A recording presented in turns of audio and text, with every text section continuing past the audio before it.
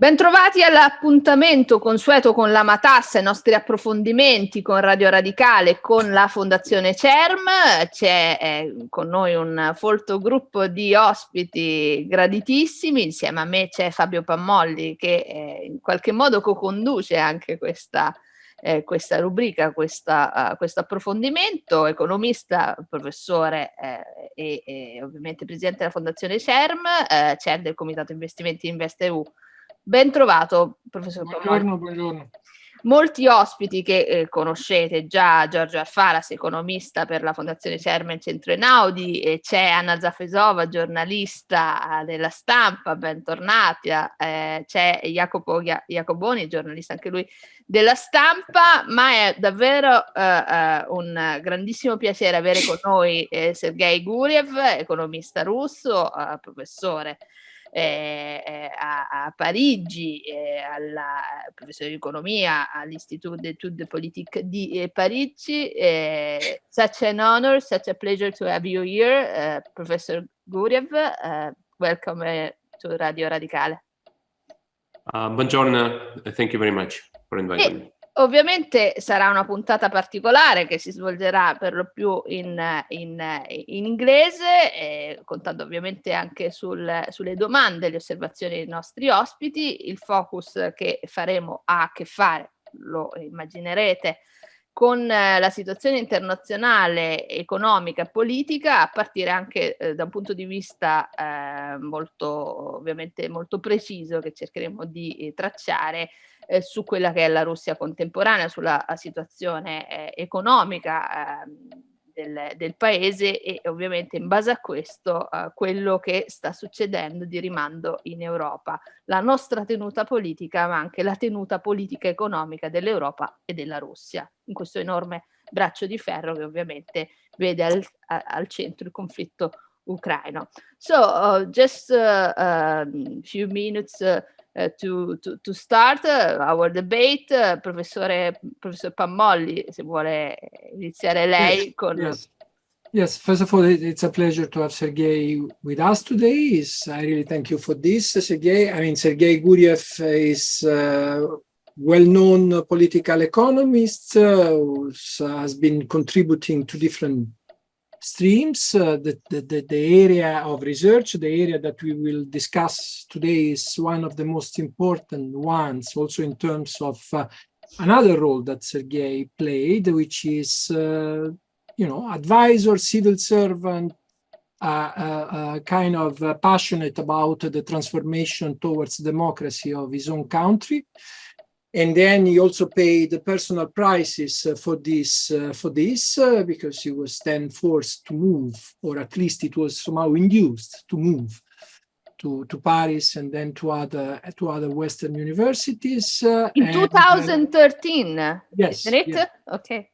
Yes, after one of the seasons that his country went through, the season that was inducing everybody, including us, to hope about a transformation towards democracy, towards the West, and Sergei is one of the many extremely well-educated talents that we still, for example, today we have an analogous challenge to like a much wider scale, because we do observe from my own observatory, for example, many young talented Russian students and scientists who really want to move because of the fact that they do not feel home in the current situation. So, but today we are here to talk about both one area of his research and one area of his advocacy, which is the fact that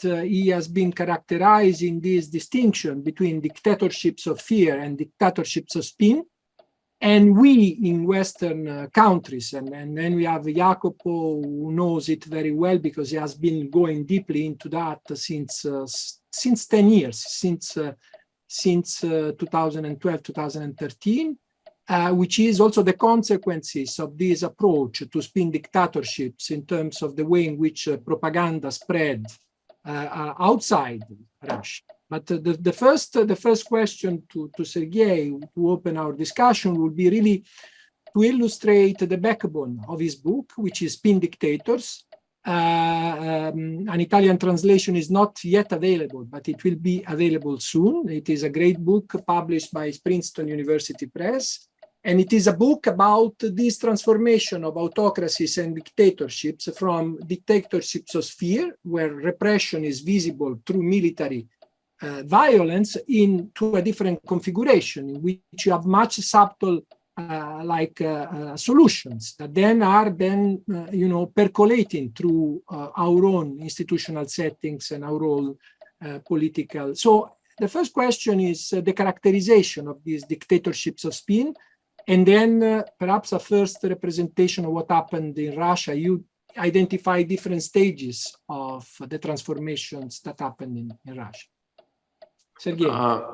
Thank you very much, Fabio. Indeed, together with American political scientist Daniel Treisman, we wrote a number of academic articles and then a book called Spin Dictators. And our argument is exactly as you said, that in the last several decades, the new generation of dictators has emerged, the new breed of dictators, if you like, has emerged that is better fit for today's world. Because if you're somebody like Kim Jong-un or Assad, you may stay in power, but your country is not doing well because with closed borders, with mass repression, you are not benefiting from this great drive of globalization, technological progress. You would like to change that in order to be part of the global prosperity. And for that, many dictators put on business suits, travel to Davos, invite foreign investors, and pretend to be Democrats. Their job is to be able to convince Western audiences that they may be not perfect democracies, but these are people with whom you should do business. And this is a great difference from 20th century, when most of the dictators were actually putting military uniform or paramilitary uniform. Both generals and civilians would actually put military or paramilitary uniform and say, we don't want you, we don't want to cooperate with you, and it's okay that you don't want to cooperate with us. Today's dictators use narratives which are, well, we are like you.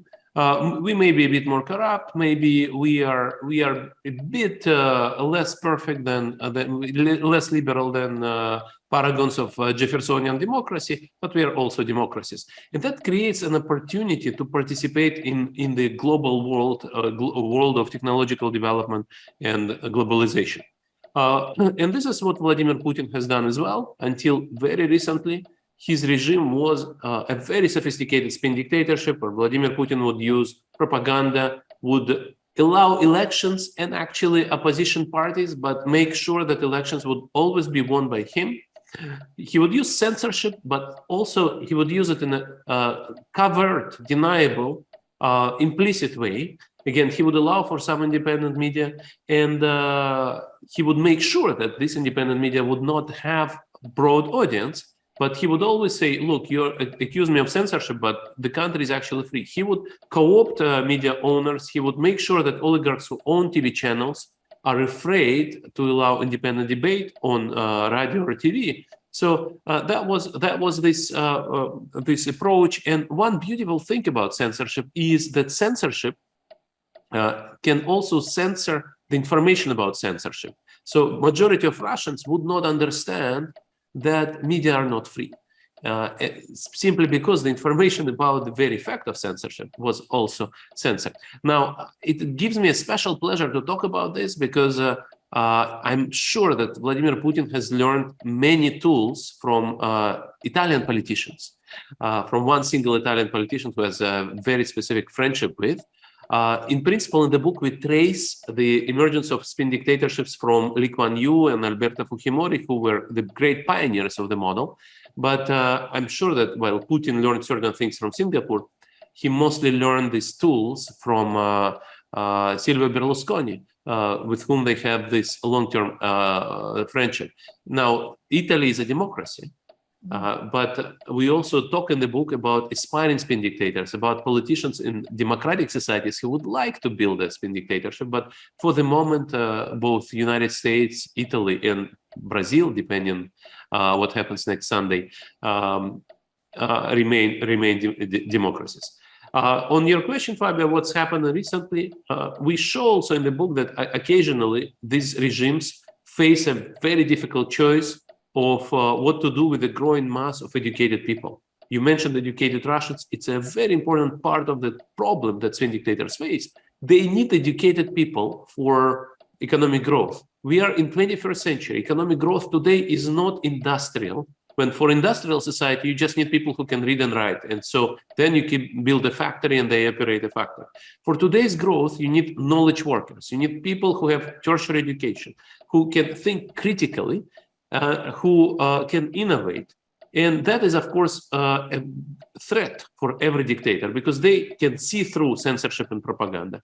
And so to silence them, you need either to co-opt them or to repress them, to silence them brutally, but in a selective way. And the more people they are who are critical, the more difficult it is to silence them. And so dictators face this choice either to democratize, relax the constraints, and that happens in many, many countries. But apparently, Sergei, currently, and that was I was surprised at the beginning, but then I thought about it, and coming back to your book, I realized that perhaps it's a strategy again, because apparently they let them go.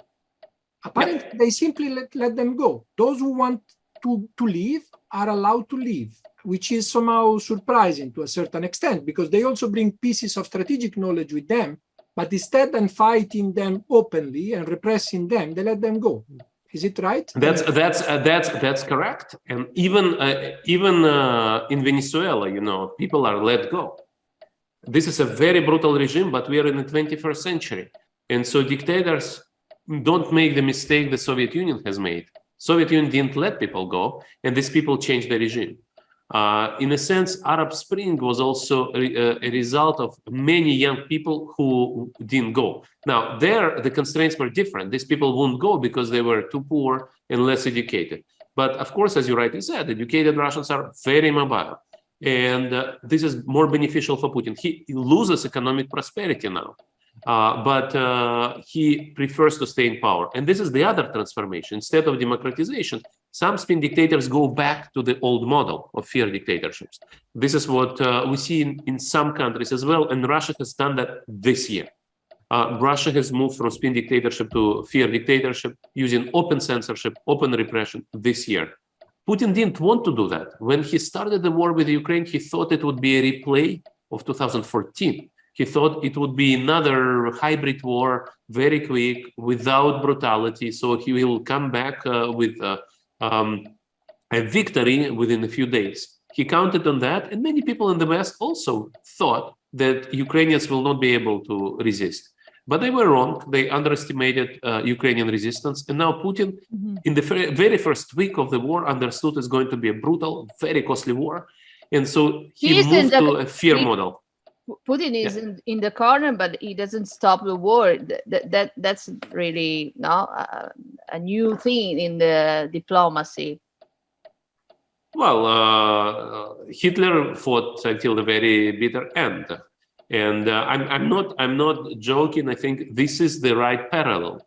We are in 21st century, and we think 20th century is gone. But I think we should remember that, for example, Putin announced mobilization. When was the previous time when Russia had mobilization? 1914 and 1941.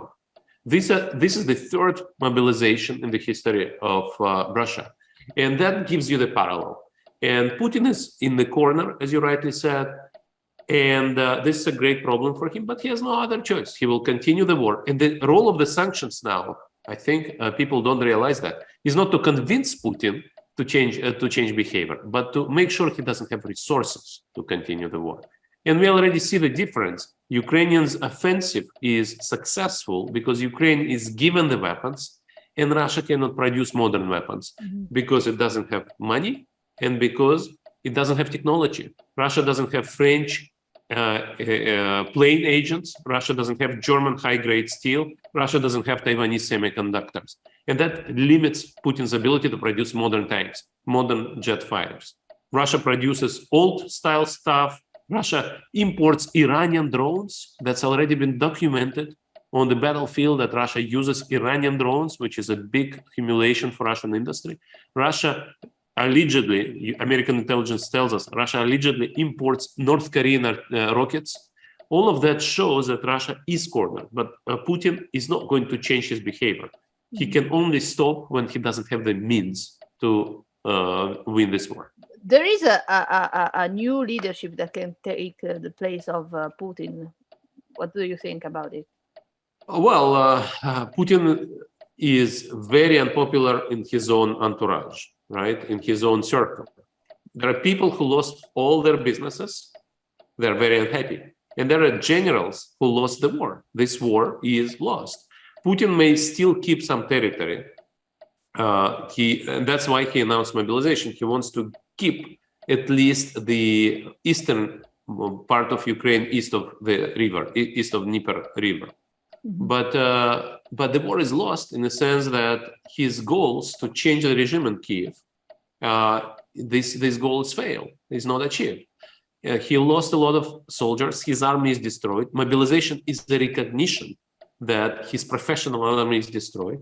His defense industry is destroyed. And so generals around Putin are asking questions. Listen, you promised us to build this great army and you fail. You taxed everybody in Russia to collect money, but turns out you built your own palaces. You take money out. You did take money out in offshore bank accounts. Now these offshore bank accounts are frozen. So this is a complete failure, not just for ordinary Russians like me, but also for oligarchs and generals. So he's very unpopular. Now, does that mean that there will be a coup d'etat, palace coup? We don't know, because before it succeeds, it's secret. Now, a lot of dictators have been killed by their own entourage, including in post-Soviet countries. But what we will know, how the change will happen, that is still not clear. Now, will Putin be replaced by somebody pro-Western or liberal? We also don't know. But there is one reason for hope. Now, this regime is built by Putin for Putin. It's a personalistic regime. Many spin dictators are actually personalistic regimes, and I can talk about that, why this is the case. But Putin's regime is Putin's regime. This is a personalistic regime. If Putin is removed, this regime will be very perturbed. These people hate each other, they compete with each other, and Putin built it in the way that they need him. If he's removed, there'll be an eternal fight. And this fight will also be about why this or that person is going to run the country. So General A will say, I'm a great, brutal, corrupt general. I want to run the country. General B will say, sorry, I'm the same. What is the difference? I'm even more brutal. Yeah. That's true. But regimes are growing everywhere. Just look at China now with Xi Jinping is a new dictator. In fact. I fully agree. So China is a completely different story. And in the book, we say that our book is not about China. China is in its own category. And I agree with you that China is going in a very dangerous direction. Xi Jinping just destroyed the system which served China so well, the system of regular rotation, meritocratic promotion, collegial leadership. The system is completely destroyed now. And I think now the personalistic regime will actually make more mistakes. It's already made mistakes. It will make more mistakes. And I think we should all worry about this, because when economic growth slows down in China, like in Russia in 2014, China may decide that we need another source of popularity. That we saw in Russia in 2014 when Russia annexed Crimea after slowdown in growth. That we saw in Russia in 2022 when Russia decided to start a new war because Putin's popularity came down. So we should really worry about this. But in Russia, there is a hope which comes from a very simple reason. Putin can run this country because he presided over 10 years of economic growth, and there are people who really support him. A successor who is just a corrupt, brutal general will not have people's support. And to gain support, they will need to do something with the economy. And to do something with the economy, you need to remove sanctions. And to do that, you need to reconnect with the West and do something like a peace with Ukraine. So remove your troops from Ukraine, pay reparations. And in that sense, I think there is a reason to be cautiously optimistic that after Putin, whoever comes after Putin will be forced to start negotiations. Thank you. We will continue our debate, our discussion with JACOPONI, that is an expert on politics and political parties, and he studies a lot the link between Russia, Italy, and European Union. It's up to you, Jacopo. It's your turn. Hi everybody. Thanks you for inviting me, and thanks to Professor Guriev for speaking so frankly.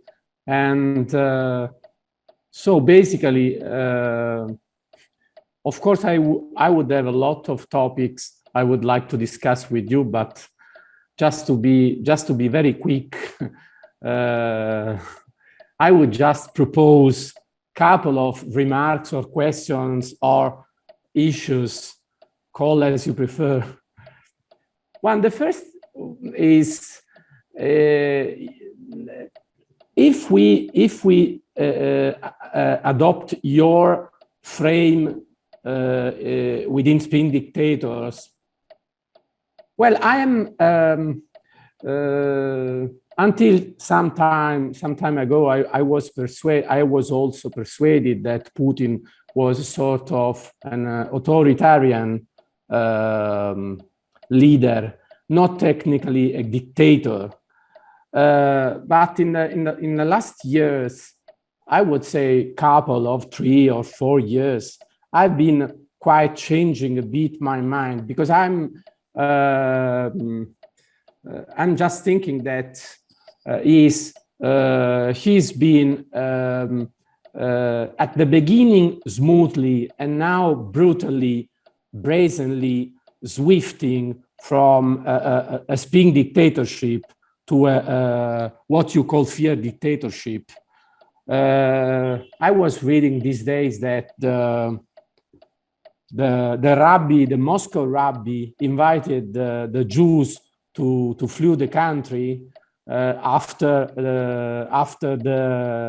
the vice of the Russian National Security Council dictated a sort of war against a part of the Jewish community, the Chabad. I'm mentioning the Chabad because all the last years Putin pretended to be a friend of the Jews, and even then he was just a friend, the so-called friend of the Chabad, which is a part of the Jewish community. And now also the Chabad is, at least in the words of Russian officials, is persecuted, and the rabbi of Moscow is so chilled that he invites openly to flee the country. So this is, I'm talking about the Jews because this is, I suppose, even in political science, this is a marker of a plain dictatorship, when the anti-Semitism grows in so open way that we can say that that regime is turning into a fear state. So I would ask you, what do you make of these, or this consideration of mine? And I would like to know if you think it's correct to reflect on the fact that on daily basis, the regime, the Moscow regime, which is in part, I wouldn't call it just the Putin's regime, but also the Russian regime, is somehow mingling together the spin dictatorship, which has been and which has taught a lot of, sadly, lessons to other authoritarianism even in the Western countries, and a proper fear dictatorship. That's the first. Then I would like to ask you a lot of things, but I will just ask you, what do you make of? I am talking with a lot of Western intelligence officials, and they don't believe, they are not optimistic about the possibility of a regime change if we don't pass through a collapse of Putin. But even in that case, the most likely landscape would be things like, I don't know, of course, a Patrushev rise in power, or a fight within factions, within the army and the services, and also the unofficial figures like Prigozhin or Kadyrov, on all the guys you of course well know. So the question is, what do you think in terms of possibility of a change, when and if will be a collapse of Putin? How do you judge likely the possibility of a more profitable, at least from a Western point of view, change in Moscow? Professor Guriev, if you agree, I will take some other questions for you from Anna ZAFESOVA and Giorgio ARFARAS. Anna ZAFESOVA, that is a talented journalist. Thank you to be here. And then the economist, Giorgio ARFARAS. Anna, prego. Grazie. And thank you. Very happy to meet you. I quoted often your theory about the information authoritarian regime or spin dictatorship. And what I would like to ask you is, we saw gradually the information authoritarianism start to believe its own propaganda, as you of course remember from the classic novel of Strugatsky's brother, The Inhabited Island. The peculiarity of a propaganda regime is that somebody, in this case the elite, must not believe its own propaganda, while what appears from Russian regime is that Putin is, at the end started to believe its own propaganda and to act starting from his own propaganda. So I want to ask, is this an inevitable, an unavoidable consequence of a spin dictatorship, because like in the negative feedback is going to become a fake regime, a fake system, or is it something that happened with Russia, with leadership that happened with Putin, but that more wisely constructed information authoritarianism can avoid? Thank you. And now, Giorgio ARFARAS. Thank you. Thank you. Do you really believe that the option of having a strict relation with China could be a solution for Russia?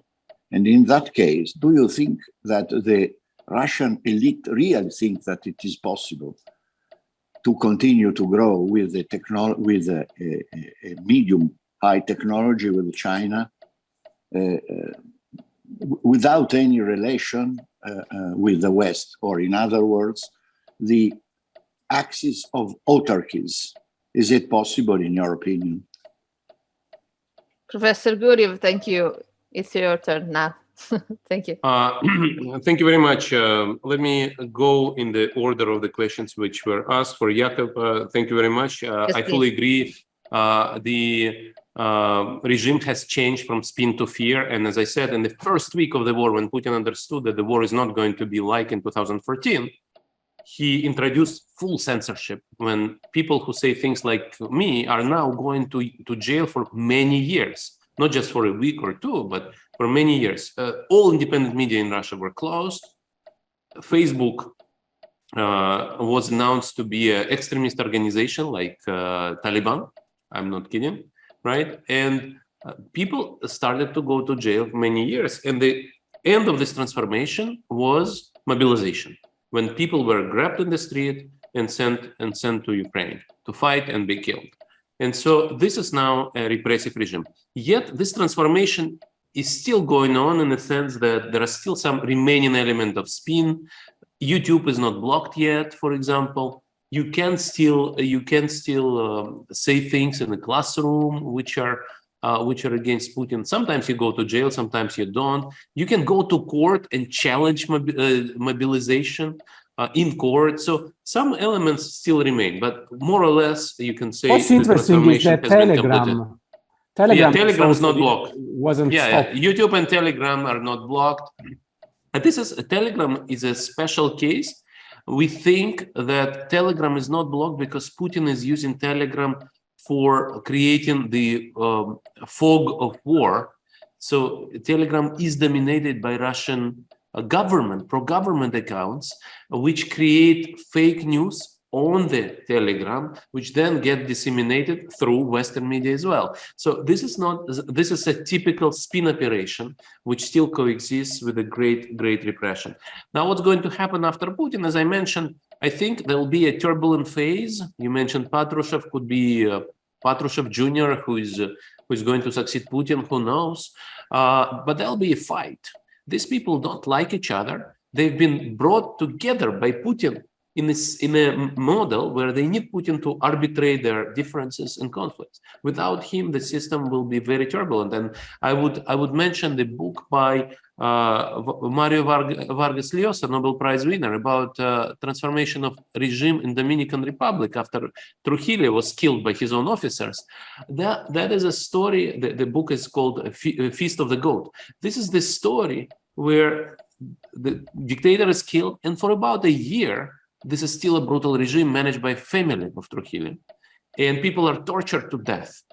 But then the regime collapses and democratizes, and that may probably happen in Russia as well. Now, these people will fight each other, as I mentioned, but they will need removing sanctions, because the person who wants to stay in power will have to get some support from the public, because General A or General B will tell another general, look, I'm better than you because public supports me. And public supports me because I can deliver economic benefits for the public. Unfortunately for this, I will have to negotiate removal of sanctions, at least some sanctions. So I remain cautiously optimistic, even though the period after Putin may be extremely turbulent and it may last a year or several years, who knows. Now, to the question of Anna, that's a great question, and this is I strongly believe that 2022 was a great mistake for Putin. This invasion shortened the life of expectancy of Putin's regime. Dictators do make mistakes. My co-author Daniel Trisman has recently written a very influential paper called Democracy by Mistake, where he showed that a great number of democratizations actually happened because dictators made mistakes, exactly for the reasons you indicated. In a dictatorship, by definition, you don't have political opposition, you don't have critical media, you don't have civil society, and so you are surrounded by yes men who always deliver positive news to you. And so Putin underestimated Ukrainian resistance. Putin underestimated the unity and resolve of the West, which introduced draconian sanctions on the day 3 of the war. Putin overestimated his own army because his own generals told him, we have a great army. We didn't steal anything. We financed modern military technology. As we now see, it's a complete fiction. So that's normal. However, as we wrote in a paper in 2009 with Konstantin Sonin and Georgy Yegorov, paper published in American Political Science Review, we show that there is a great variation of media freedom and dictatorships. Dictators don't like full media freedom, but many dictators actually allow for partial media freedom, exactly to have the feedback. And some dictatorships are smart enough to allow some independent media. And for example, in Putin's model, before 2022, he allowed exactly independent media, and all the bureaucrats, all the policymakers, all the generals would read those small independent media to get some feedback. But as the regime now moved to fear dictatorship, that's gone. So, and in that sense, they have less and less opportunities to understand what's going on in the country. They believe their own propaganda and they make those catastrophic mistakes. On China, Georgia's question is excellent. So I know people in Russian elite, and I can tell you they, of course, do not believe in that. They know they need the West. They know they need the technology. Yes, China is a mid-level technological superpower, but it cannot produce Taiwanese semiconductors. China cannot produce certain things that the West can produce. China doesn't produce planes, right?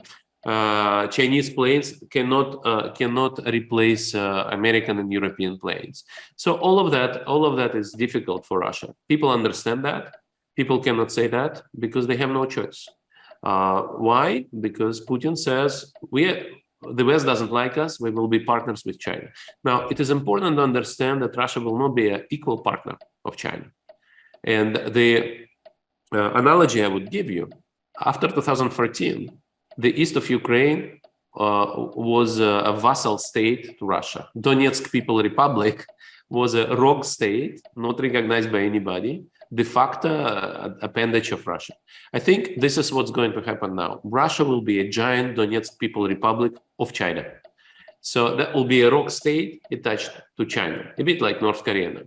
So I think this is very scary, very unpleasant, very humiliating for Russian elite, but they have no choice. And this is why I think it is not impossible that Putin will be overthrown. I agree with JACOPO that we don't have any idea when and how it will happen. But exactly, if you are building a palace coup, you want to keep it secret, right? You don't want to tell the journalists, I will kill Putin next week, because we know what happens to people who say that. So in that sense, I think this is possible. Sergei, one question, because, as you know, I've been seeing, talking, discussing with many kids coming from Ukraine with their families, and then also with kids coming from St. Petersburg or Moscow and leaving. Now, we all know that it's not only the fact that he moved Russia to be an underdog of China, and by the way, the consequences of this will be also extremely negative, because he substantially reduced the discount rate of Xi Jinping. He put Xi Jinping in a position of being like a fat cat waiting for, just strengthening. But the point is that he also created a vulnus, a deep divide into deep connections, which are not only between Russia and Ukraine, but which are basically bringing Russia away from the rest of Europe. And so I'm just interested in seeing and knowing your view about the time scale of now the processes that we have in front of us, to see Russia coming back, or to see, a new Europe evolving together with Russia, which was our expectation in 2010. Everybody was looking for it. It was So I'm just interested in seeing your view, because it seems like the vulnus is deep, both in terms of what happened to European culture, to the deep relationship between Russia and the other countries, in terms of philosophy, in terms of literature. We all know this, in terms of mathematics, physics, science, and technology. So, but now, which is the time frame that we have in front of us to see Russia back? And that's, Fabio, it's a great question. And unfortunately, here I cannot give a very optimistic answer. I think Russia will come back to Europe, but it may take a long time. And I think the right analogy is Germany in 1945. Now, Germany was occupied. Denazification was a long process, actually, a very long process. And you can say that the real end of denazification was 1970, when the chancellor kneeled in Warsaw. That was when we could say, yes, Nazification has happened. Denazification has happened. But this is unfortunately the time horizon I'm thinking about. Another generation to make Russia a truly European country, and this is very sad to say, but this is unfortunately the right analogy. And in that sense, sure, Ukraine and Russia were very close countries, very close people, nations, but unfortunately, Ukrainians will hate Russians for many, many years, and they're right. So this is not a question that I can give an optimistic answer to. Thank you. We have just a few minutes. Yeah. One point. Thank you. For Sergei. And I know that Giorgio and Anna need to leave, so ciao to They have left. One point is that JACOPO has been documenting, and I've also somehow literally saw what happened to Facebook in Italy in 2013-2016, and we all knew that what we saw in Facebook in terms of the architecture of the propaganda network of some of the parties in Italy was not produced only by them. So it was clear that the propaganda network was somehow designed, literally designed in terms of the engineering architecture, with support of I would say, I don't want to say of Russia, but for sure of very well structured, I would say, organizations. Now, do you see these activities outside Russia being developed right now? Do you see this propaganda of the spin dictator being able to actively percolate outside the borders of the country, as it did, like in Italy, US, and UK, and other countries during that period?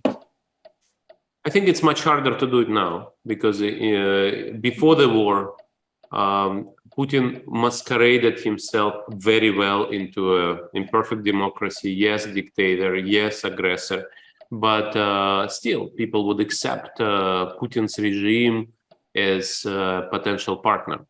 And when you discover that somebody is working with Putin, that didn't destroy your career. For example, I would remind you this big scandal of recordings of meetings in Moscow hotels of people around Matteo Salvini, who were negotiating a bribe. Just in Italy, Professor Guriev, you heard an audio of an Italian politician negotiating in a Moscow hotel, and then you find the same politician in the new cabinet installing. So we are. That's exactly my point. That's exactly my point. That's exactly my point. But I think it will be much harder to do it now, because public opinion has turned, and some people would say, well, people in Europe will forget, they have other problems. But what is happening in Ukraine is the fact that Putin commits war crimes every month, right? And so people wake up to this. And so it's much harder for people to get money from Putin, to cooperate with Putin trolls, but he will try. He will try, but I think it will be much harder now than, say, 5 years ago. So in that sense, it's normal for regimes like Putin's to try to interfere in the Western politics, but it's much harder right now because public opinion will be against such politicians. Okay. Some red flags raised eventually, even in Italy. Hopefully, JACOPO has worked on this for many years and has written about this intervention, as Fabio correctly mentioned. And right now, the world has become much more transparent. It's much easier to find the traces of intervention with all these leaks like Panama Papers and all the work of open source intelligence agencies like Bellingcat. And also public opinion is much more anti-Putin in Europe. Maybe Fabio Pammolli, Professor Pammolli, you have something to say at the end of our discussions. No, just that I think that the stadiation that Sergei Guriev described about the Russian autocracy is looking for the fourth stage, because as he rightly pointed out, I don't think this is going to be a stable equilibrium. So we need to see if Russia will fall back into a fully autocratic regime based on fear, or if it will be like democracy by mistake evolutionary pattern, as he rightly So we simply do not know. And more importantly, unfortunately, we do not know the temporal scale of this transformation. So in the meantime, we are facing a long, painful, I would say, dramatic transition, which is affecting our own representation of Europe, our own representation of European culture. I think this is deep, deep vulnus to the role of Europe, not only to the role of Russia in the world. So it's like also related to the way in which Western democracies in Europe will be able to face this and to support you know, the democratic trajectory, I would say, the democratic polar star in Russia. This is going to be extremely difficult and painful. Thank you. And thank you to Sergei Guriev, because it was great to have him today. When you want, Professor Guriev, we are here. You are most welcome. Thank you very much. It's been a real pleasure. Thank you very much, Valeria. Thank you. Thank you. Yeah. Siamo arrivati alla fine Looking forward to see you soon. Yeah. Thank you. Siamo arrivati alla fine di questa matassa molto particolare, molto speciale, ovviamente dedicata alle interconnessioni tra economia e politica russa, europea e non solo. Abbiamo anche parlato della Cina en passant. Grazie davvero ai nostri ospiti, al professor Fabio Pammolli, a JACOPONI, ovviamente sono stati con noi anche Giorgio ARFARAS e Anna ZAFESOVA. Thank you, Professor Sergei Guriev, to be with us. Alla prossima, grazie ancora.